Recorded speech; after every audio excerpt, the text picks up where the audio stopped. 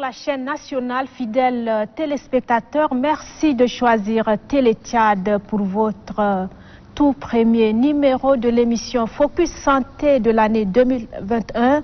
L'émission s'ouvre avec la Covid-19. Actualité l'oblige et pour mieux comprendre le cycle selvatique du virus, nous recevons sur ce plateau un spécialiste en infectiologie, Dr Mamad Ali Bolti. Bonjour docteur. Bonjour Madame Hortense. Merci d'avoir accepté notre invitation. Merci. Docteur, considérant donc la situation épidémiologique de la maladie à coronavirus ces dernières semaines, la courbe de la maladie va ascendance. Alors, comment expliquez-vous cette propagation qui va à une vitesse si accélérée malgré les mesures barrières mises en place par le gouvernement? Merci Madame Hortense de nous donner l'opportunité de s'adresser à la population par rapport à cette pandémie qui constitue aujourd'hui un fléau mondial et qui a mis en épreuve le système de santé mondial. Aujourd'hui, depuis le premier cas enregistré le 19 mars 2020, nous sommes à 3104 cas confirmés, avec 115 décès. Oui. Donc, soit une létalité de 3,7%. Mais il faut noter que 3104 cas, c'est des cas qui sont confirmés. Autour de ces 3000 cas, il y a d'autres 3000 cas fois 2, 5, 6 qui ne sont pas dépistés. Et pourquoi ces cas ne sont-ils pas dépistés? Oui, parce qu'on n'a pas tout le monde, tous les cas qui ont dépisté. On ne dépistait que ceux qui sont en contact et ceux qui présentent des symptômes au début. Donc, pour avoir tous les cas qui sont positifs, il faut procéder à un dépistage de masse. Malheureusement, les moyens ne nous permettent pas de faire ça pour le moment. Donc, si le moment où on n'a pas dépisté tout le monde, on ne peut pas avoir les chiffres réels de la maladie. Donc là, actuellement, vous avez dit que la courbe est ascendante. Oui, oui, c'est vrai, on est en deuxième vague de l'épidémie après celle de 2020. Et cela peut s'expliquer aisément. Hein. Vous avez malgré les mesures barrières, mais deux facteurs expliquent cette flambée de cas de maladies à coronavirus aujourd'hui au Tchad. Est-ce que, docteur, vous ne jugez pas ces mesures inefficaces? L'épidémie actuelle au Tchad, cette vague est en rapport avec la vague mondiale qui se vit aujourd'hui dans le monde entier. Oui. La vague a toujours commencé en Occident, en Europe, et que le Tchad est un des derniers pays qui a commencé sa vague, exactement comme la première vague. Pourquoi? Parce que le premier facteur dont je veux expliquer, c'est que cette vague a commencé en Europe, et qu'il y a l'ouverture des frontières avec le pays et les mesures qui étaient au début ont été levées à un certain moment donné, et qu'il y a eu des cas importés qui sont venus d'autres pays, soit des citoyens tchadiens vivant à l'étranger et qui viennent en vacances ou qui viennent rendre visite à leur famille, et que une fois qu'ils rentrent dans la famille, justement là où on va en arriver, au lieu de s'isoler et respecter les mesures, les gens ne respectent pas. Ils vont directement dans la famille, ils ne se confinent pas et voilà, les maladies ont commencé. Pourtant, il y a des dispositions qui sont prises au niveau des aéroports. Exactement. Pour contenir la propagation de la maladie. Exactement. Arrivé à l'aéroport, oui, les mesures sont salvatrices. Au Tchad, nous, on reçoit des citoyens qui viennent d'autres pays, qui trouvent que c'est extrêmement bien, mais les mesures, nous, au niveau de l'aéroport, la commission, la coordination font le bureau effectivement jusqu'à aller confisquer le passeport, jusqu'à ce que 7e jour, la personne fait son test et revienne récupérer son passeport. Mais une fois dans la famille, les gens ne respectent pas les mesures. Oui. Et c'est ça le gros problème. Ce qui a fait qu'on a commencé à enregistrer des cas chez les voyageurs. Donc après, le virus, ce n'est pas lui qui circule, c'est nous qui le faisons circuler. On l'a fait circuler, aujourd'hui on s'est retrouvé en deuxième vague. Maintenant, la première, c'est tout à fait logique. Et deuxième, on a l'impression que le cas va très vite, bien sûr. Mais ce n'est pas aussi... cela peut s'expliquer par l'amélioration de conditions, c'est-à-dire de diagnostic de la maladie. Parce qu'avant, à la première vague, on ne dépistait pas tout le monde systématiquement. Aujourd'hui, on dépistait en 2020, au début de la maladie, 50 cas par jour. Aujourd'hui, nous avons la capacité de dépister 1000 cas par jour. Et chaque jour, on va au-delà de 500 cas. Donc, plus on dépiste, plus on a la possibilité de trouver les cas qui sont positifs. Cela ne veut pas dire absolument que les nombres qui ont augmenté, plus on a amélioré la qualité du diagnostic de la maladie, le dépistage, ce qui fait qu'on trouve de plus en plus le nombre de cas. Et là, docteur, le nombre de cas dépistés s'élève de plus en plus. Alors, est-ce que vous jugez quand même ces résultats là fiables? Au Tchad, on dépiste 1000 cas par jour. Moyen, un peu moyen, mais c'est très peu. Parce qu'en Europe, imaginez, on a 50 000 cas positifs aux États-Unis. En France, il y a 20 900 cas par 24 heures, dont 316 décès. Donc cela veut dire que nous, on n'a pas encore la possibilité de dépister comme ailleurs. Ailleurs, c'était un système informatique automatisé. Chaque cas dépisté positif va directement dans une base de données. Et ça s'affiche directement. Nous, on dépiste 1000 cas, on a le résultat, on tombe 1000 cas dépistés, on est tombé sur 50, 40 cas, c'est tout à fait logique. Si on dépistait 100 cas, on va se retrouver avec 4 cas. Je parle en termes de plateau technique. Oui. Est-ce que le plateau technique que disposent vos institutions hospitalières vous permettent de dépister vraiment 1000 cas par jour? Oui, au début, on avait un seul laboratoire de dépistage au niveau national. Oui. Aujourd'hui, nous avons élargi rien qu'en N'Djamena. Nous avons le laboratoire mobile qui dépistait au début. En plus de ça, on a le laboratoire du programme national de lutte contre la tuberculose qui dépiste beaucoup de cas. C'est un technique de biologie moléculaire qui permet de dépister beaucoup de cas. C'est une machine qui dépiste. C'est tout à fait fiable. Deuxième, on a l'hôpital militaire d'instruction également. On a un site de dépistage. Nous avons le CHU, le Bon Samaritain, un site de dépistage, et le CHU, la référence nationale, c'est-à-dire l'hôpital général de référence nationale, où on va dépister. Donc on a plus de 5 sites de dépistage au Tchad, en plus de ceux qu'on a en province. On a la possibilité de dépister plus de cas par 24 heures. Alors vous dépistez plus de cas, pourtant vous n'avez qu'une seule unité de prise en charge de la Covid-19 qui est l'hôpital de Farsha. Aujourd'hui, l'hôpital semble être débordé. Comment vous faites pour gérer tous ces cas? Nous avons au niveau de N'Djamena 2 sites de prise en charge. Oui. Le site de Farsha, qui est réservé aux cas légers et modérés, c'est-à-dire des cas qui ne posent pas de problème au début. Maintenant, et aujourd'hui, le site de Farsha est un site complet où on peut même prendre en charge les cas compliqués. On a une unité de réanimation, une capacité qui permet de prendre en charge les cas qui nécessitent l'oxygène et autres. À côté de ce site de Farsha, nous avons une unité de prise en charge des cas graves, sévères, qui nécessitent une assistance respiratoire, qui nécessitent une réanimation, qui est le site du CHU, la Renaissance de N'Djamena. Ceux qui sont à Farsha, s'ils se compliquent maintenant, ceux qui sont simples, si la maladie évolue vers des complications, qui nécessitent une prise en charge adéquate, on le transfère automatiquement au CHU de la Renaissance, où il y a une prise en charge spécialisée. Oui. Donc ce n'est pas un site. À côté de ces sites de N'Djamena, nous avons des sites qui sont régionaux. Donc dans chaque hôpital régional, on a une site de prise en charge des cas de maladie à coronavirus. Si ces cas-là, au niveau régional, ils sont dépassés, c'est-à-dire que le cas nécessite une prise en charge, comme je le dis, cas sévères et critiques qui nécessitent une réanimation, assistance respiratoire et autres, on va les transférer en N'Djamena. Mais dans le cas contraire, tous ceux qui sont dans les régions sont pris en charge au niveau de l'hôpital régional. Et docteur, pour donc avoir le motif pour lequel vous êtes invité ce matin sur ce plateau, regardez avec nous ce reportage. Plus de 3000 cas confirmés, 17 provinces touchées, une centaine de décès enregistrés.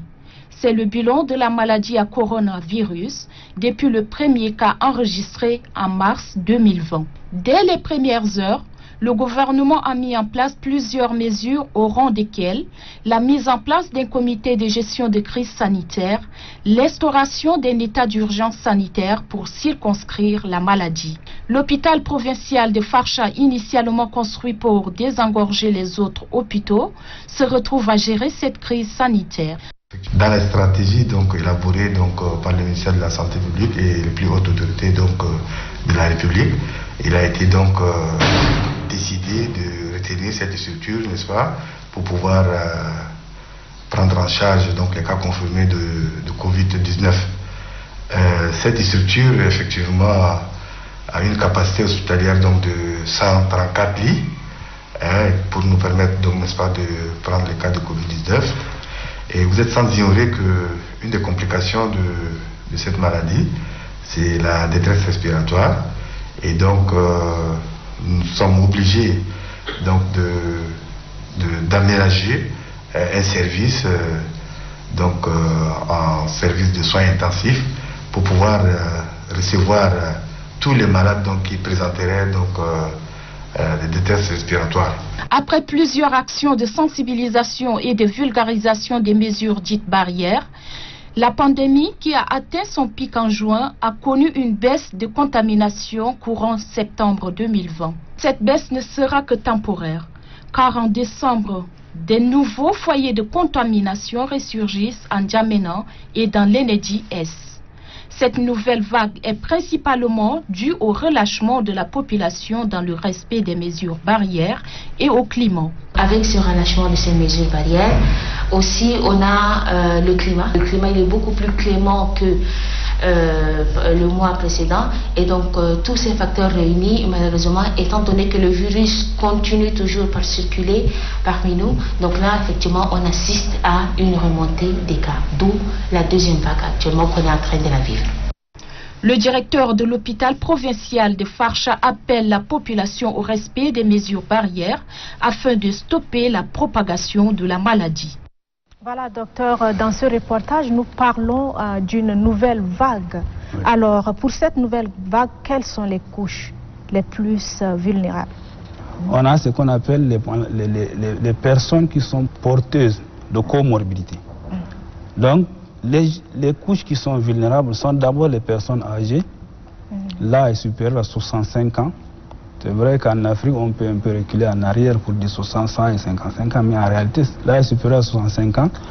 Ceux qui sont diabétiques, c'est-à-dire qui ont le diabète, qui sont non contrôlés, et les personnes qui ont l'hypertension artérielle, et les personnes qui sont portées de maladies chroniques cardiovasculaires, mais également ceux qui ont des maladies rénales chroniques, et d'autres personnes qui sont immunodéprimées, qui ne sont pas contrôlées. Les personnes vivant avec le VIH, qui ne sont pas contrôlées virologiquement ni immunologiquement, c'est-à-dire qui ne sont pas prises en charge, qui ne prennent pas le traitement. Oui. Donc ceux-là sont des personnes vraiment à risque. C'est pour cette raison d'ailleurs que, comme vous l'avez constaté, la maladie de la coronavirus n'est pas grave chez toutes les personnes. Les jeunes, d'ailleurs, chez la plupart des personnes, la maladie est silencieuse, asymptomatique. Maintenant, on demande de respecter les mesures barrières à tout le monde, justement pour protéger cette couche vulnérable. Nous, pour les autres, vous pouvez porter votre virus, le virus peut rester avec vous et la personne va guérir simplement dans les 10 jours qui suivent. Mais s'il transmet cette maladie à ces couches vulnérables qui sont le plus souvent à la maison, chez eux, ils développent la forme grave, sévère de la maladie qui nécessite une prise en charge au niveau de la réanimation et qui peut se compliquer et également évoluer vers le décès. Alors, parlant de décès, docteur, depuis le premier cas de la Covid-19 le 19 mars 2020, comme vous le dites, estimez-vous que le taux de mortalité lié à la Covid est beaucoup plus élevé au Tchad ou moins élevé? Merci. On a justement enregistré 115 cas depuis le début de l'épidémie, soit une létalité de 3,7%. Comme je vous ai déjà dit, les 3104 cas sont des cas confirmés par le test de diagnostic. Mais autour de ça, il y a beaucoup de cas qui ne sont pas diagnostiqués, mais qui ont fait leur maladie à coronavirus. Et qui ne sont non plus déclarés. Exactement. Ce qui fait que cette létalité de 3,7% est surestimé, le nombre de cas, le dénominateur est sous-estimé. 115 cas, c'est vrai que c'est des maladies, mais on ne peut pas parler d'une surmortalité ou une létalité élevée en N'Djamena. La létalité réelle, c'est en dessous, en réalité, si on avait dépisté tous les cas, moins d'1%. La létalité n'est pas élevée. Mais tous ceux qui sont décédés, les 115 cas, sont des personnes qui sont porteurs de comorbidité et qui sont arrivés dans les hôpitaux au stade de complication. Ce qui expliquait ces décès, mais qui n'est pas du tout élevé par rapport au nombre de décès qui sont enregistrés ailleurs. Si on a tout le nombre de cas, la létalité est moins d'1%. Alors, docteur, nous parlons d'un virus qui se transmet d'une personne à une autre en cas de contact. Expliquez-nous un peu le mode de contamination de ce virus-là. Donc la transmission de la maladie à coronavirus est essentiellement par voie aérienne, c'est respiratoire. Oui. Donc le virus, au moment où quelqu'un est porteur du virus, il est là au même endroit qu'une autre personne, il tousse sans maintenant bloquer le virus. Ce virus va se transmettre directement à la personne qui est en face de lui. Donc ça, c'est de manière directe. Mais le virus peut survivre pendant un temps sur la surface, sur la main, sur les vêtements, sur tout ce qui est matériel qui entoure l'homme.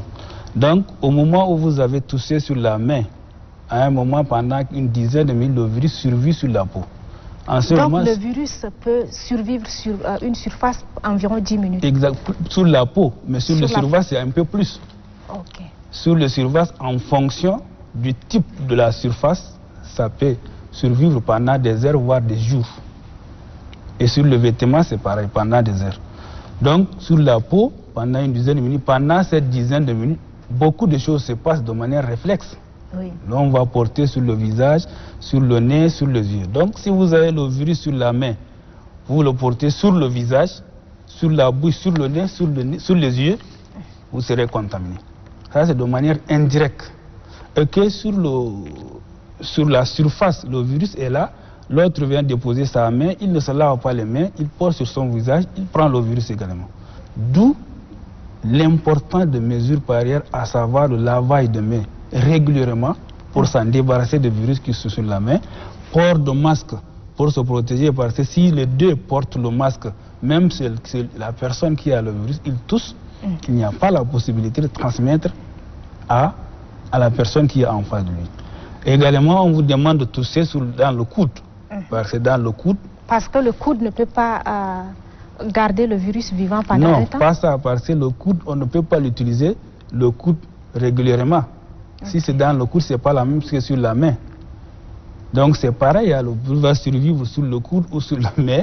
On touche sur la main, tout de suite vous allez saluer dans les secondes qui suivent, vous allez porter sur votre visage ou vous allez saluer la personne va porter la main sur son visage. Mais sur le coude, il faut. Tout de suite, on ne salue pas par le coude, on ne touche pas, on n'a pas l'habitude de solliciter trop le coude.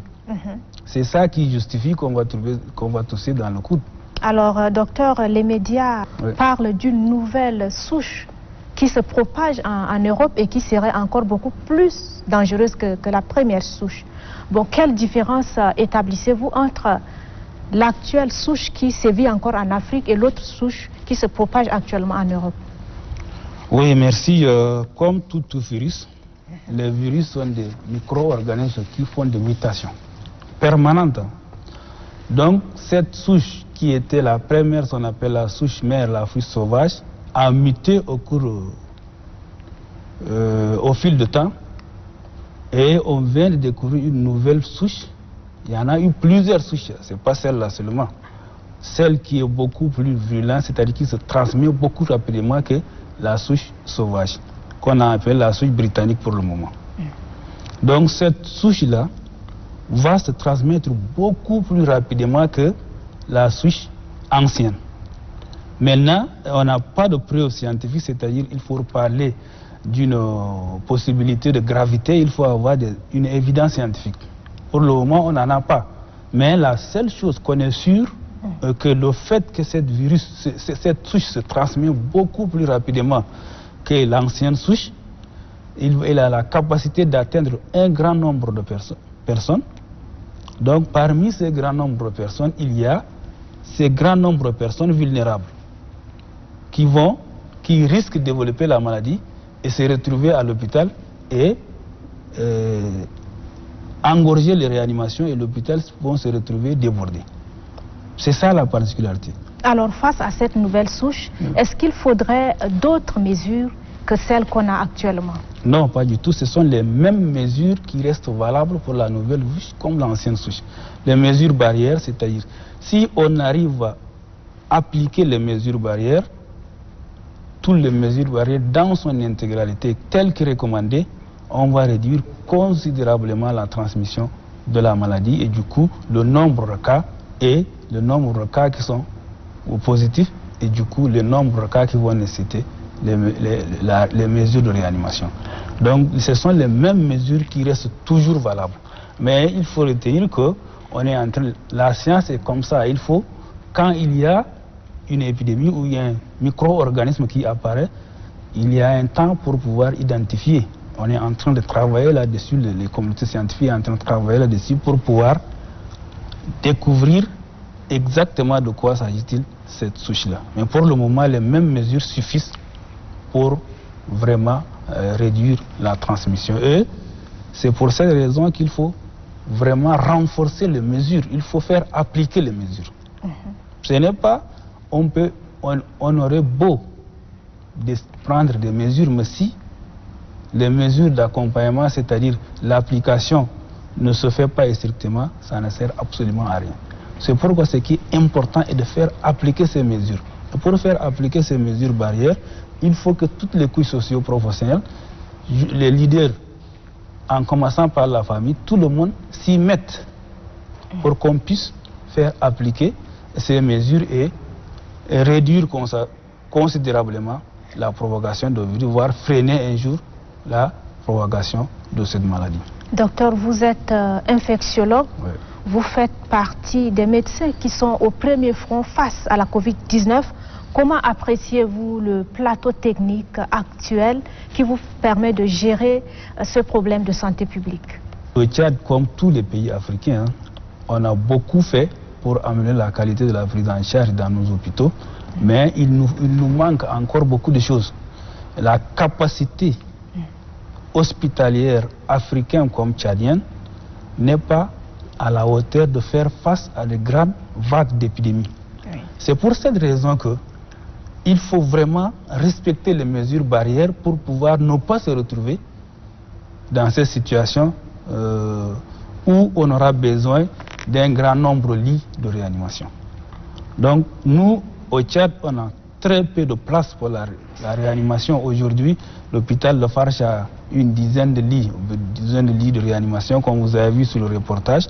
Mais l'hôpital de la Renaissance, nous avons des lits de réanimation qui sont dédiés au Covid, qui sont actuellement ouverts. On a 20 lits, mais on a la capacité d'aller à 40 lits, qui peut prendre les formes graves de la réanimation, mais c'est très peu quelques lits qui sont dans les autres hôpitaux. Mais il faut reconnaître qu'il y a d'autres pathologies qui nécessitent la réanimation, non seulement la maladie de la Covid. Oui, c'est ça. Donc, nous avons cette capacité, n'est pas suffisante pour faire face à une vague d'épidémie à coronavirus, de maladie à coronavirus, comme ce qui se passe en Europe. Vos téléspectateurs vous regardent, ils comptent beaucoup plus sur vous pour éviter la contamination, la propagation de la maladie à l'échelle nationale. Alors, en tant qu'infectiologue, quels sont les conseils que vous avez à leur prodiguer pour éviter de se faire contaminer, bien qu'à certains égards, les mesures barrières ne sont pas vraiment respectées, comme vous l'avez vu tout à l'heure dans le reportage? En tant que médecin, oui. En tant que père de famille aussi. Donc, ce que je demande à la population, l'impression qu'on a, tout comme ailleurs, que les gens doutent encore de l'existence même de la maladie. Il faut que la population sache que la maladie, l'existence de maladie à coronavirus est un fait réel que nous vivons au quotidien. Nous, depuis 1 an pratiquement, moi, je suis, comme vous l'avez dit, au premier plan. Donc, on n'a pas de vie, en fait, familiale. Donc, la maladie existe bel et bien. Ce n'est pas une histoire, comme certains le disent, qui est inventée. Non, c'est une maladie qui existe. Sa particularité est que ce n'est pas comme une épidémie de choléra où tout le monde, si les malades vont faire la diarrhée et autres vont mourir, mais il y a une couche socio-professionnelle chez qui la maladie est grave et peut évoluer vers le décès. Et chez la plus grande partie, c'est-à-dire 2%, naturellement 2% des malades vont développer les formes graves et vont évoluer vers le décès. La plus grande partie va faire sa maladie. 80%, chez 80%, la maladie reste silencieuse, raison pour laquelle les gens ne croient pas.